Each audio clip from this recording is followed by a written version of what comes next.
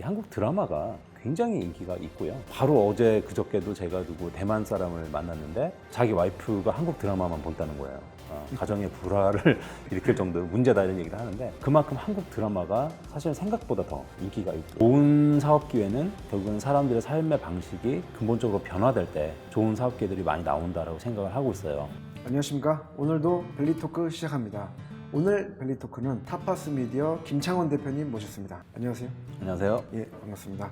이 타파스 미디어를 웹툰계의 넷플릭스다 이렇게 생각을 합니다. 예, 웹툰 시장을 미국 시장에서 개척을 했고 가장 유명하고 많은 사람들이 보는 웹툰 플랫폼입니다. 타파스 미디어에 대해서 모르는 독자분들이 좀 있습니다. 간단한 회사 소개 그리고 타파스 미디어의 핵심 경쟁력이 무엇인지 좀 말씀해 주시면 좋을 것 같습니다. 저희는 쉽게 말씀을 드리면 웹툰 웹소설 플랫폼이고요. 한국에 있는 카카오 페이지랑 좀 유사한 모델이고 실제로 카카오 페이지랑 협력 관계도 가지고 있습니다. 저희는 현재 작가들을 한 5만 3천 명 정도 보유하고 있고 월 한 300만 명 정도 방문자들이 저희 서비스를 이용하고 있고 그래서 북미에서는 저희가 가장 먼저 시작한 웹툰 웹소설 플랫폼이고요. 지금 또 한국에 있는 네이버 웹툰이 진출해서 본격적으로 또 사업을 벌이고 계시는데 네이버 웹툰에 이어서 한 2위 사업자 정도 이렇게 보시면 되고요. 그리고 저희가 가지고 있는 가장 큰 강점은 이제 오픈형 플랫폼이다. 그것이 가장 큰 강점입니다. 이를테면 유튜브 같은 경우가 누구나 자기 작품을 올릴 수 있는 것처럼 저희도 스토리텔링을 할 수 있는 작가들 또 웹소설하는 작가들이 알아서 자기 작품들을 올리고 독자들하고 커뮤니티를 형성을 해서 작품 활동을 할 수 있는 그런 오픈형 플랫폼이라는 게 저희의 가장 큰 차별점, 강점이라고 보시면 되겠습니다. 최근에 코믹 오디오북 회사와 제휴했던 보도도 봤어요. 어떤 제휴였나요? 저희가 소설 작품도 가지고 있어서 저희가 갖고 있는 소설 작품을 오디오북으로 이제 퍼블리싱하는 협력 관계고 저희가 이제 가지고 있는 타파스 오리지널이라고 부르는 그런 오리지널 작품들이 있는데 그 작품들을 저희가 현재 영상화, 그 다음에 또 오디오북, 게임 이런 식으로 IP 사업을 저희가 지금 활발하게 추진하고 있는데 그 중에 일환으로서 저희가 가지고 있는 소설 작품을 오디오북으로 이제 퍼블리싱하는 그런 계약을 맺었습니다. 지금 또 팬데믹 얘기를 또 안 할 수가 없는데요.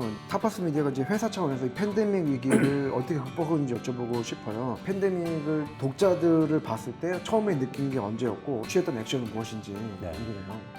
일단은 저희는 사업적인 면에서는 코로나가 큰 영향을 주지 않았고 실제로 어떤 숫자라든지 그런 부분은 대폭 증가를 했습니다. 아무래도 사람들이 집에서 보내는 시간들이 많이 생기고 그러다 보니까 콘텐츠 소비가 늘어남에 따라서 저희는 사업적인 면에서는 오히려 좀 도움을 받았고요. 회사 운영의 측면에서는 저희는 온라인 회사고 기존에도 이렇게 좀 디스트리뷰티드 돼서 일을 하는 문화가 있었기 때문에 사업적으로 그렇게 큰 영향은 없었고요.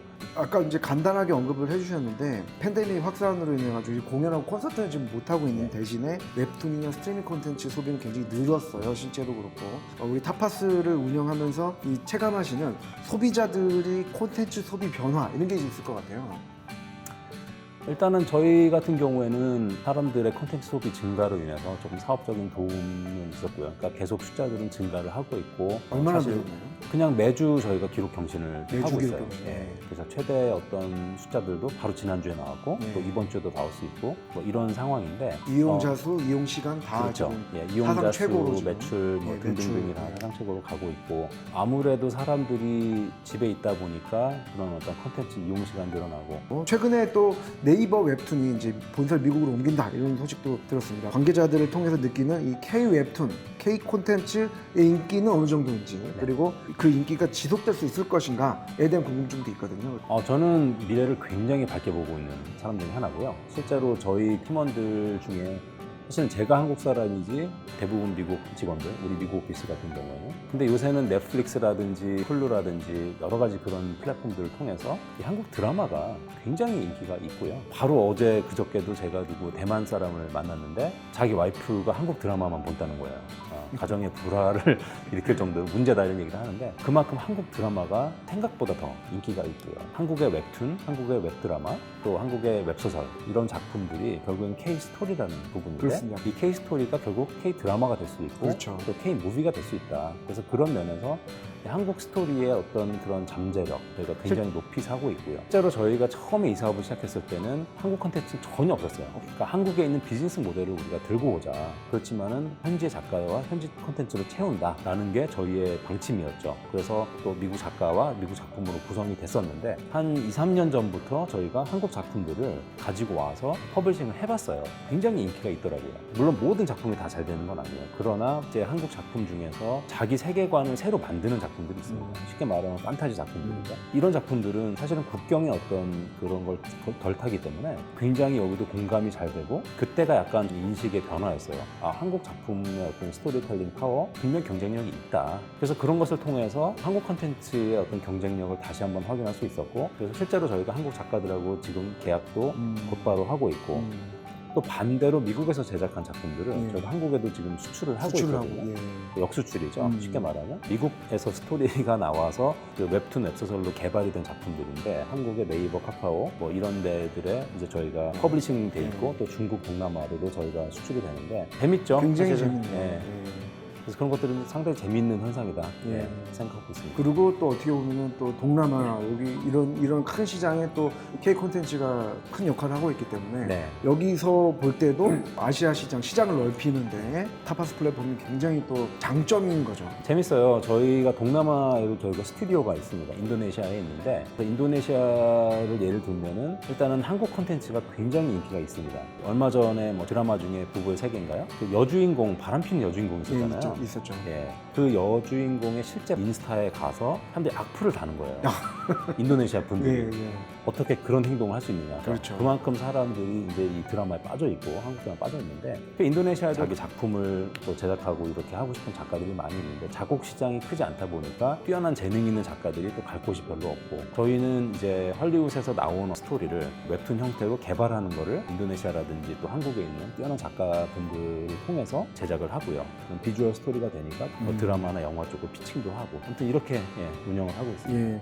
미국하고 이제 한국을 동시에 이제 사업을 하시고 계시는데 제일 큰 차이점? 한국에 계신 분들은 한국 웹툰이 굉장히 익숙해서 네. 미국 웹툰 하면은 뭐 마블이나 아니면 이런 코믹스 우리랑은 좀 결이 다르단 말이에요. 모바일 웹툰으로 미국에서 이제 개척을 하셨는데 이게 차이점 또 말씀을 해주시면 네. 한국에서도 처음부터 스토리텔링 하거나 할 때도 이게 좀 도움이 되지 않을까 싶어요. 일단은 여러 가지 측면이 있을 수 있는데 스토리텔링의 측면에서 보면은 사실은 차이점보다 유사점이 더 많죠. 한국 작품이든 미국 작품이든 중국 작품이든 이 스토리텔링의 이 퀄리티가 훨씬 더 중요한 것 같고요. 또 차이점을 찾자면 작가들의 생산성 이거는 정말 한국 작가들을 따라갈 나라가 없습니다. 또 한국에는 웹툰 학과라든지 또 웹툰 어떤 지망생들이 굉장히 많이 있는데 한국 작가들은 이 주간 연재 시스템이 있거든요. 그러니까 일주일에 한 편씩 작품을 생산하는 거예요. 예. 만드는 걸 보면 이건 도저히 인간이 만들 수 있는 분량이 아닌 경우도 있어요. 그리고 한국인이라서 가능한 것들도 있거든요. 근데 또 반대로 생각해 보면 이게 어떤 개인의 어떤 뛰어난 역량에 너무 많은 또 기대를 하고 의존을 하는 것도 또 문제가 있고요. 또 그러다 보니까 한국 같은 경우에는 작가들의 어떤 번아웃도 있고 그래서 여러 가지 또 문제들이 또 나오기도 하는데 그래서 저희 같은 경우에는 좀 그런 것들을 약간 시스템화를 하려고 노력을 하거든요. 그래서 원천 스토리는 그런 헐리우드 작가라든지 웹툰을 그리는 거는 누구나 다 하기는 어려워요. 그렇지만은 뛰어난 스토리 이런 것들은 또 다른 나라에도 굉장히 많이 있잖아요. 그래서 그런 원천 스토리는 저희가 미국에서 확보를 하고 그런 스토리를 독자들이 어떤 볼 수 있는 아주 최적화된 그런 비주얼 스토리를 만드는 거는 생산성이 높은 또 한국 동남아 이쪽에서도 생산을 하고 그런 지역별로 강점을 가진 곳들이 있거든요. 그런 쪽을 활용을 하려고 노력을 하고 있습니다. 제가 개인적으로도 궁금한 건데 좋은 스토리의 힘 어디서 나오는 거? 인물의 갈등, 희망, 꿈 이런 거를 한다든지 여러 가지가 있을 것 같아요. 근데 어떤 포인트가 제일 좀 좋은 스토리에 그래서 그 질문은 저도 궁금한 질문이에요. 헐리우드에 있는 넷플릭스라든지 이런 분들 만나면 저도 이제 가끔 물어보는 질문이거든요. 그래서 어떤 기준으로 선택을 하시냐 이렇게 물어봐요. 저도 반대로 대부분의 이제 공통적으로 나오는 답변이 좀 재밌더라고요. 그게 뭐냐면 사람들이 좋아하는 스토리는 자기가 겪어보지 못한 스토리를 좋아한다. 모든 사람들은 다른 사람 인생을 한 번쯤 살아보고 싶어 한다는 거예요. 그래서 드라마라든지 영화라든지 어떤 이런 것들을 볼 때 사람들이 가지는 그런 밸류는 그러니까 대리만족인 거죠. 그 드라마 보는 동안에는 조금 살아보는 거잖아요. 그런 게 이제 콘텐츠가 주는 그런 밸류인데 내가 이제 경험해보지 못한 새로운 스토리를 찾고 있고 특히나 헐리우드 같은 경우는 그걸 알기 때문에 이런 제작자들도 전에 경험해보지 못한 새로운 스토리를 누구나 찾고 있어요. 그러다 보니까 저희 같은 플랫폼에도 연락이 되게 많이 와요. 왜냐하면 이 사람들 찾는 거죠. 아직까지 한 번도 발굴 안 된 스토리. 17살짜리가 쓴 어떤 그런 작품인데 너무 재밌는 거. 이런 것들을 진짜 눈을 뒤집고 찾고 있어요. 할리우드에서. 예, 새로운 것. 예. 예, 이런 것들을 많이 찾고 있죠. 앞으로 이 웹툰 비즈니스가 어떻게 조금 발전해 나갈지 스토리와 기술의 그런 변화를 예측을 해봤을 때 어떻게 좀 갈지 그런 것도 굉장히 궁금해요. 네. 저는 생산자 사이드에 아주 그 밝은 미래를 좀 보고 있어요. 결국 많은 사람들이 자기 컨텐츠를 또 스토리를 쓰는 시대가 올 것이다. 이런 생각을 좀 가지고 있고요. 왜냐하면 좀 더 이제 거시적으로 보자면 그 많은 잡들이 또 사라질 수가 있거든요. 많은 부분들이 AI로 대체가 되죠. 그러다 보면은 사람들이 이제 나는 앞으로 뭘 하면서 살 것인가, 또 인간의 어떤 고유의 어떤 그 영역은 무엇인가 이런 고민들을 많이 할 텐데 스토리텔링 이런 컨텐츠 창작 이런 얘기가 많이 나오고 있고. 또 실제로 생각을 해보시면 우리가 이제 애들을 보면 곧바로 하는 것들이 보통 그런 거잖아요. 뭐 그림 그리고 또 자기 스토리 쓰고 뭐 얘기하고 이런 것들이 이제 많으니까 결국에는 이런 스토리텔링은 인간의 어떤 본연의 어떤 그 본성 중에 하나다 생각을 하고 있고, 그러다 보니까 더 많은 사람들이 자기 스토리를 텔링을 하고 싶어하는 경우가 많이 있고요. 실제로 웹소설 같은 경우 작가들을 보면 그 직업이 다양해요. 뭐 약사 하시는 분도 있고 청원 경찰을 하시는 분도 있고 교수도 있고 판사도 있고 굉장히 다양한데, 그러니까 메인 잡이 있지만은 자기가 하고 싶은 스토리가 있는 거죠. 예전에는 굉장히 그 길이 좁았던 거죠. 근데 요새는 어떤 1인 미디어 이런 것들이 발달을 하기 때문에 작가층이 굉장히 늘어나고 있어요. 그리고 그 안에서 또 경쟁이 일어나고 그런 노하우가 공유가 되고 하다 보니까 일반인인데도 불구하고 자기 스토리텔링을 하는 사람들이 많이 늘어나고 있다. 그런 것들이 점차 스토리가 점점 더 리치해지고 많아지는 어떤 그런 효과가 나오고, 또 그런 것들이 또 컨슈머 입장에서는 넷플릭스 같은 데를 통해서 굉장히 다양한 스토리 다 못 보잖아요. 지금은 이 스토리에 완전히 이제 폭발의 시대가 온 것이고 앞으로 이런 현상은 가면 갈수록 가속화가 될 것이다. 예, 이렇게 보고 있어요. 예. 가장 IP 파워하우스가 사실 글로벌하게는 디즈니란 말이에요. 그래서 디즈니 행보가 또 유심히 보실 것 같아요. 또 디즈니 최근의 전략, 행보 이런 것들에서 국내외 콘텐츠 플랫폼 회사들이 인사이트를 얻을 만한 부분 이런 것들이 있을까요? 이런 IP 비즈니스 하는 회사들은 아마 거의 다 비슷한 그런 비전을 갖고 있을 것 같아요. 그것은 결국 이 IP를 개발을 해서 그 IP를 가지고 확장을 하는 거죠. 그래서 강력한 IP가 하나가 나오면 그것을 가지고 뭐 영상화를 한다든지 게임, 출판, 또 머천다이징 갈 수 있는 분야가 너무너무나 많고요.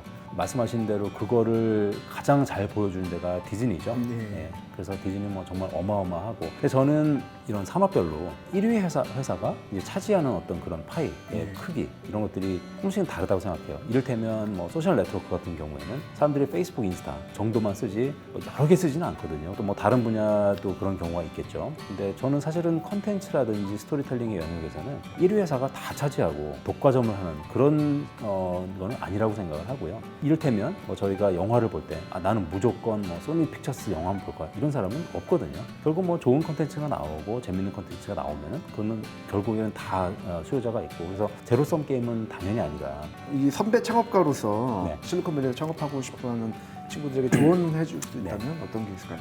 일단은 저는 비단 이게 한국 창업자들에게만 국한된 내용은 아닌 것 같고, 그냥 주변에서도 창업을 뭐 고려하는 분들이 있으면 일반적으로 제가 하는 이야기는 일단은 본인이 되게 하고 싶은 분야가 있어야 된다. 그러니까 이런 게 있는 분들이 보통 창업을 하면 성공을 하시더라고요. 테크 스타트업이 아니라 기존의 다른 뭐 식당이라든지 이런 쪽도 가만히 보면 그런 것 같아요. 그러니까 어떤 분들이 되게 그냥 한 우물을 파는 거예요. 김치 되게 잘 담그시는 할머니. 근데 이런 분들은 사업을 하려고 그거 한 게 아니거든요. 그냥 이게 뭐 워낙 너무 잘하시는 거예요. 근데 그런 집이 막 원조집이 되고 앞에 줄 서고 뭐 사업도 대박이 나오고 프랜차이즈가 되고, 반대로 나는 프랜차이즈 사업을 할 거야. 이게 목적인 거예요. 근데 내가 어떤 메뉴를 할지 이건 잘 모르겠어. 그걸 찾아봐야 돼. 이런 분들은 좀 고전할 확률이 좀 있고. 그래서 그런 것이 약간 스타트업 쪽에도 좀 적용이 되는 것 같아요. 창업을 하다 보면은 그 다음에 너무나 어려운 기간들이 반드시 오거든요. 그런 어려움들을 잘 극복하시는 분들의 특성을 조금 보면 나는 뭐 결과 상관없이 원래 그거 하려던 분들은 그런 어려움을 상대적으로 잘 넘기시는 것 같아요. 그러니까. 타파스 미디어로 다시 돌아가서 타파스 미디어의 궁극적인 목표 또 이제 꿈이 있다면 어떤 게 있을까요? 저희는 그 IP 회사가 되고 싶어요. IP 회사. 전 세계에서 가장 경쟁력 있는 그런 IP 플랫폼. 저희는 오픈형 플랫폼.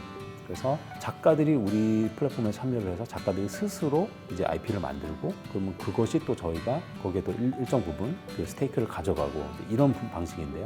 그래서 저희 플랫폼을 통해서 한 번도 발굴되지 않은 작가들이 나오고 지역으로 따지자면 뭐 중서부가 될 수도 있고 아니면 뭐 남미가 될 수도 있고 이런 데서 한 번도 기회를 가져보지 못한 그러나 굉장히 뛰어난 그런 스토리텔링 파워를 갖고 있는 그런 작가들이 우리 플랫폼을 통해서 데뷔를 하고 또 그런 작가들이 만든 작품들이 히트가 되고 그 말씀드린 대로 영상화라든지 게임이라든지 여러 가지 어떤 그런 IP 사업이 이어질 수 있는 그런 플랫폼을 만드는 게 저희의 꿈이고요. 그래서 앞으로 그런 IP가 몇백 개, 몇천 개 계속해서 나올 수 있는 그런 플랫폼 만드는 게 저희 회사의 비전입니다. 네, 그야말로 미래의 스토리 퍼스트 회사 타파스 미디어 지금도 그렇고요. 그리고 앞으로 꾸준하게 성장할 거고 어떤 기술이 되건 간에 네. 그게 스토리 퍼스트가 될 수밖에 없는데 그 플랫폼을 만들고 있고 또 지금 그 시장이 지금 막 꿈틀꿈틀거리지만 시장이 굉장히 크지 않다는 면에서 더 가능성이 있다. 왜냐하면 앞으로는 더 커질 거기 때문에 라는 생각이 듭니다. 네.